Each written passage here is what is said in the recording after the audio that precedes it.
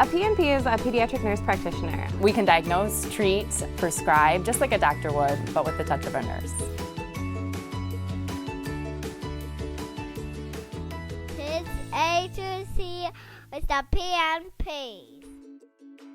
D is for drowning. Hi everyone, welcome to Kids A to Z with the PNPs. Where each week we take a closer look at health issues affecting our kids. We're your hosts. I'm Courtney. And I'm Dominique. And today we're going to be talking about the letter D. And D is for drowning or water and water safety. So every year drowning kills nearly 1,000 kids in the United States. And it's the single leading cause of injury-related death in children ages 1 to 4. It's a good topic to talk about and how we can prevent this from happening. So prevention is key when it comes to drowning and water safety.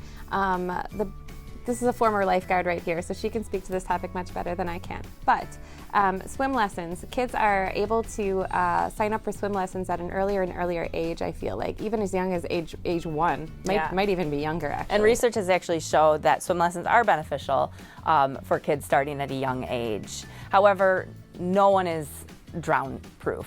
Drowning can occur in inches of water, feet of water, or in big bodies of water. So we always need to be careful. So the number one prevention, if you have a pool in your yard, is making sure that it's completely surrounded by a fence. And you may even consider keeping a lock on that fence because kids can easily get out, or if they're playing outside and they jump in want to open the fence, it just takes a second for them to pop into the yard and fall into that pool. And not just necessarily pool safety, but also safety in the bathtub, in toilets, in buckets of water. We've seen toddlers especially, they're very curious, and toddlers are very top heavy, meaning their heads weigh more than their bodies sometimes. So when they're looking into the toilet, they're looking into the bathtub, it's very easy for them to flip in. We've seen kids drown in buckets of water from people cleaning up the floor. So adding toilet locks to all your toilets, and never leaving a child unattended during a bath. And so if they are playing in the bath, you should be there at their side the whole time. So let's talk a little bit about pool safety and pool supervision. So I went to a conference not too long ago where the speaker had an amazing idea, having a designated watcher. So a lot of times at these parties, these pool parties, everyone's watching the kids, but nobody's really watching the kids.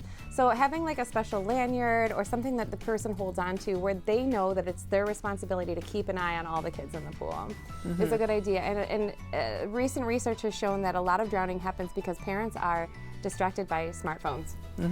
So keeping technology away from the pool if it's your job to be watching the kids.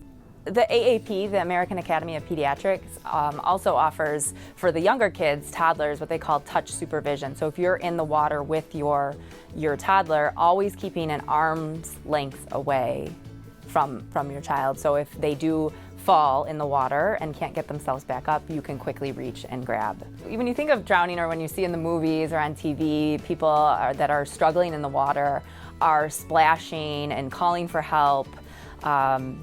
And making a big scene. But typically drowning does not look like that. It's usually silent, and it usually occurs, or with kids, they get into trouble when they're playing in the water and then are getting, bobbing or walking, and it gets too deep and the water starts coming up, and it's just, sitting right here at their mouth and their nose. And when the water is like at that level, no one can call for help. They can't breathe because they're swallowing water. So some things to look for when you're watching the kids in the pool is if you see a kid vertical in the water, that's kind of a number one thing because you swim horizontal. So if you see a child that's upright, taking note to what they're doing, is the water at mouth or nose level? Are their eyes relaxed and look like they're having fun, or are they wide and panicked? And we always used to say as a lifeguard, when in doubt, pull them out. So if you have any question, you think the child is in trouble, jump in and give them a hand. So what do you do if you have a child that you were concerned, swallowed some water, had a drowning incident or near drowning?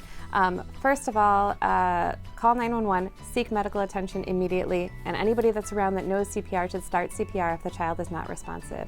If you're concerned at all that your child may have swallowed some water, the child is having trouble breathing, they're coughing a lot, you want to take them to the nearest emergency room or medical provider. And I think that's it for water safety. So again, if you guys have any questions, you can always feel free to email us at kidsa2z@dmc.org. Comment below here, give us a share, give us a like. And next week, we'll be talking about the letter E. And E is going to be for, is there enough? And we'll be talking about, is there enough food, or what happens when you don't have enough food to get through the month. So stay tuned. We'll see you then. See you next week. Thanks for watching.